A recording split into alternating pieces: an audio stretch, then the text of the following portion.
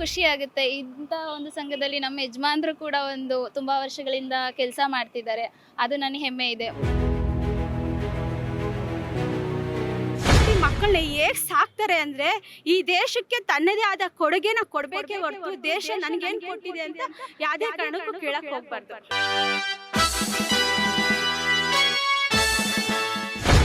ಈಗ ಎಲ್ಲ ಬಕೆಟ್ಗೋಸ್ಕರ ಮುಸ್ಲಿಮ್ರಾಗಿ ಜನ್ಮ ಹುಡಬೇಕು ಮುಂದಿನ ಜನ್ಮ ಅಂತಾರೆ.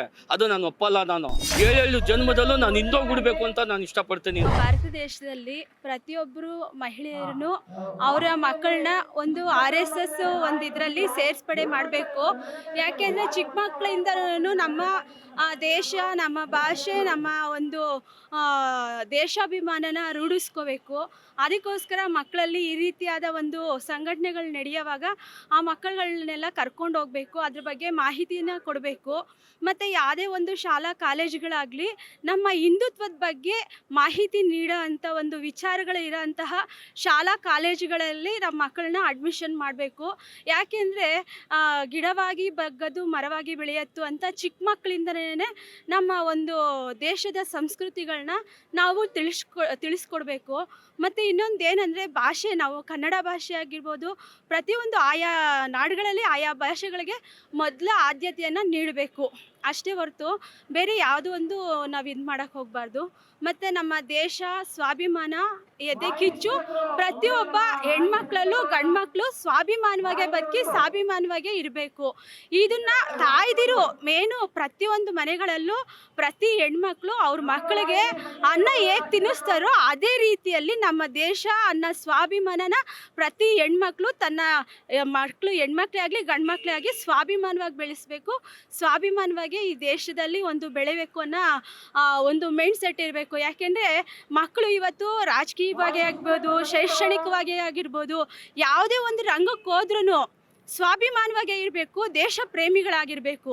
ಅಷ್ಟೇ ಹೊಸ್ತು ಮೋಸ, ದರೋಡೆ, ವಂಚನೆ, ಈ ಲಂಚ ಇವ್ಯಾವೂ ಚಿಕ್ಕದ್ರಿಂದನೇ ಮಕ್ಕಳುಗಳಲ್ಲಿ ಅದು ಮೈಂಡ್ ಸೆಟ್ಗೆ ಬರ್ದಿದ್ದಂಗೆ ಪ್ರತಿಯೊಬ್ಬ ತಾಯಿ, ಭಾರತ ದೇಶದಲ್ಲಿರೋಂತಹ ಪ್ರತಿಯೊಬ್ಬ ಹೆಣ್ಣು ಮಕ್ಕಳುಗಳೂ ಅವ್ರು ಕಷ್ಟಪಟ್ಟು ಮಕ್ಕಳನ್ನ ಹೇಗೆ ಸಾಕ್ತಾರೆ ಅಂದರೆ ಈ ದೇಶಕ್ಕೆ ತನ್ನದೇ ಆದ ಕೊಡುಗೆನ ಕೊಡಬೇಕೇ ಹೊರತು ದೇಶ ನನಗೇನು ಕೊಟ್ಟಿದೆ ಅಂತ ಯಾವುದೇ ಕಾರಣಕ್ಕೂ ಕೇಳಕ್ಕೆ ಹೋಗಬಾರ್ದು. ಜೈ ಭಾರತ ಮಾತೆ. ಮಹಾಪುರುಷರು 100 ವರ್ಷಗಳ ಹಿಂದೆ ಒಂದು ಸಂಘ ಕಟ್ತಾರೆ. ಅದು ರಾಷ್ಟ್ರೀಯ ಸ್ವಯಂ ಸೇವಕ ಸಂಘ ಅಂತ. ಅದು ಇವತ್ತು 100 ವರ್ಷದ ಸಂಭ್ರಮಾಚರಣೆ ಮಾಡ್ತಿದೆ. ಅದು ಆ್ಯಕ್ಚುಲಿ ತುಂಬ ಖುಷಿ ಕೊಡುವಂಥ ವಿಷಯ. ಈ 100 ವರ್ಷ ಹೀಗೆ 200 ವರ್ಷ 1000 ವರ್ಷಗಳಾಗಬೇಕು. ಆ ಥರ ಆಗಬೇಕಂದ್ರೆ ನಾವು ನಮ್ಮ ಮಕ್ಕಳುಗಳಲ್ಲಿ, ನಮ್ಮ ಮುಂದಿನ ಪೀಳಿಗೆಗೆ ಇದ್ರ ಬಗ್ಗೆ, ನಮ್ಮ ಸಂಸ್ಕೃತಿ, ನಮ್ಮ ದೇಶದ ಬಗ್ಗೆ ಎಲ್ಲ ನಮ್ಮ ಮಕ್ಳಿಗೆ ನಾವು ತಿಳಿಸ್ಕೊಡ್ಬೇಕು. ಆಮೇಲೆ ಮುಂದಕ್ಕೆ ಈ ನಮ್ಮ ಸಂಸ್ಕೃತಿ ಸ್ವಾಭಿಮಾನ ಆಗಿರ್ಬೋದು, ಯಾವುದೇ ಒಂದು ವಿಷಯಗಳ ಬಗ್ಗೆ ಆಗಿರ್ಬೋದು, ಪ್ರತಿಯೊಂದಕ್ಕೂ ರಾಷ್ಟ್ರೀಯ ಸ್ವಯಂ ಸೇವಕ ಸಂಘ ಒಂದು ಹಿಂದೂ ಸಂಸ್ಕೃತಿನ ಉಳಿಸೋದ್ರಲ್ಲಿ ತುಂಬ ಮೇಲುಗೈಲಿದೆ. ಸೊ ಅದು ಇನ್ನೂ ತುಂಬ ವರ್ಷಗಳು ಆಚರಣೆ ಮಾಡಲಿ ಅಂತ ಇಷ್ಟಪಡ್ತೀನಿ. ಆಮೇಲೆ ಇಂಥ ಒಂದೆಲ್ಲ ನೋಡೋವಂಥ ಸೌಭಾಗ್ಯ ನಮ್ಗೆ ಸಿಕ್ಕಿದೆ, ಅದು ತುಂಬ ಖುಷಿ ಕೊಡುತ್ತೆ.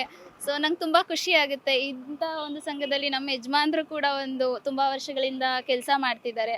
ಅದು ನನಗೆ ಹೆಮ್ಮೆ ಇದೆ. ಮುಂದಕ್ಕೆ ನಮ್ಮ ಮಕ್ಕಳಿಗೆ ಇದೇ ಥರ ಕಲಿಸ್ಕೊಡ್ಬೇಕು ಅನ್ನೋದೊಂದು ಖುಷಿ ಇದೆ. ತುಂಬ ಖುಷಿ ಆಗುತ್ತೆ. ರಾಮನಗರದ ಬಗ್ಗೆ ಏನು ಹೇಳ್ತೀರಿ? ರಾಮನಗರ ಅಂದರೆ ಹಿಂದೂಗಳು ತುಂಬ ಒಗ್ಗಟ್ಟಾಗಬೇಕು, ಅದಂತೂ ನಾನು ನಿಜ ಹೇಳ್ತೀನಿ. ಯಾಕೆ ಅಂದರೆ ಇಲ್ಲಿ ಜಾತಿ ಅನ್ನೋದಕ್ಕಿಂತ ನಾವು ಹಿಂದೂಗಳು ಅನ್ನೋದು ಒಂದು ಜಾತಿ ಮೊದಲಾಗಬೇಕು. ಹಿಂದೂಗಳಲ್ಲೇ ಆ ಜಾತಿ ಈ ಜಾತಿ ಅಂತ ಜಾಸ್ತಿ ಇದು ಮಾಡ್ತಾರೆ. ಅದಕ್ಕಿಂತ ಮುಂಚೆ ಎಲ್ಲರೂ ನಾವು ಹಿಂದೂಗಳು ಒಂದು ನಮ್ಮ ಧರ್ಮ, ನಮ್ಮ ಸಂಸ್ಕೃತಿ ಬಗ್ಗೆ ಯೋಚನೆ ಮಾಡಬೇಕು. ಎಲ್ಲ ಒಂದಾದರೆ ಚೆನ್ನಾಗಿರುತ್ತೆ ಅನ್ನೋದು ನನ್ನ ಖುಷಿ.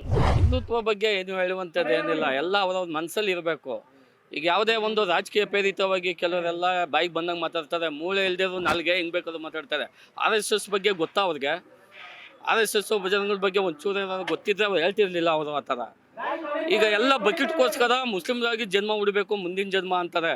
ಅದು ನಾನು ಒಪ್ಪಲ್ಲ. ನಾನು ಈ ಜನ್ಮದಲ್ಲಿ ನಾನೇನು ಸುಖ ಸಂಪತ್ತು ನಾನು ಅನುಭವಿಸ್ತಾ ಇದ್ದೀನಿ ಹಿಂದೂ ಧರ್ಮದಲ್ಲಿ, ಇವೆಲ್ಲ ಘಟನೆಗಳು ನೋಡಿದ್ರೆ RSS ನಾವು ಮುಂದಿನ ಜನ್ಮ ಅಲ್ಲ 7 ಜನ್ಮದಲ್ಲೂ ನಾನು ಹಿಂದೋಗಿ ಹುಡಬೇಕು ಅಂತ ನಾನು ಇಷ್ಟಪಡ್ತೀನಿ. ನಮ್ಮ ಹಿಂದೂಗಳಿಗೆ ನಾವು ಹಿಂದೋಗಿ ಹುಟ್ಟಿದ್ರೆ ನಾವು ಪುಣ್ಯ. ನಾವು ಹಿಂದೂ ಜನ್ಮದಲ್ಲಿ ಯಾವುದೇ ಒಂದು ಅಡೆತಡೆ ಇಲ್ಲ, ಸ್ವತಂತ್ರವಾಗಿ ಬದುಕ್ಬೋದು. ನಮ್ಮದೇ ಆದ ಹಣೆ ಕುಂಕುಮಕ್ಕೂ ಕ್ಯಾದೆಗಳೆಲ್ಲ ನಮ್ಮ ಸ್ವಇಚ್ಛೆಯಿಂದ ನಾವು ಹಾಕತ್ತೀವಿ. RSS ಸ್ವಯಂ ಸೇವಕ ಸಂಘ. ನಾವು ಮುಂದಿನ ಜನ್ಮ ಅಂತ ನಾನು ಒಂದು ಹೇಳಲ್ಲ, 7 ಜನ್ಮದಲ್ಲೂ ನಾನು ಹಿಂದೂವಾಗಿ ಹುಡಬೇಕು ಅಂತ ನನ್ನ ಆಸೆ. ಬಕೆಟ್ಗೋಸ್ಕರ ಕೆಲವರು ಬೇರೆದು ಹುಟ್ಟಬೇಕು, ಅಲ್ಲಿ ಹುಡಬೇಕು ಇಲ್ಲಿ ಹುಡಬೇಕು ಅಂತಾರೆ. ನಾನು ಒಪ್ಪಲ್ಲ. ನಾನು ಹಿಂದೂವಾಗಿ ಹುಟ್ಟಿದ್ದೀನಿ, ನಾನು ಹಿಂದೂವಾಗಿ ಸಾಯ್ತೀನಿ.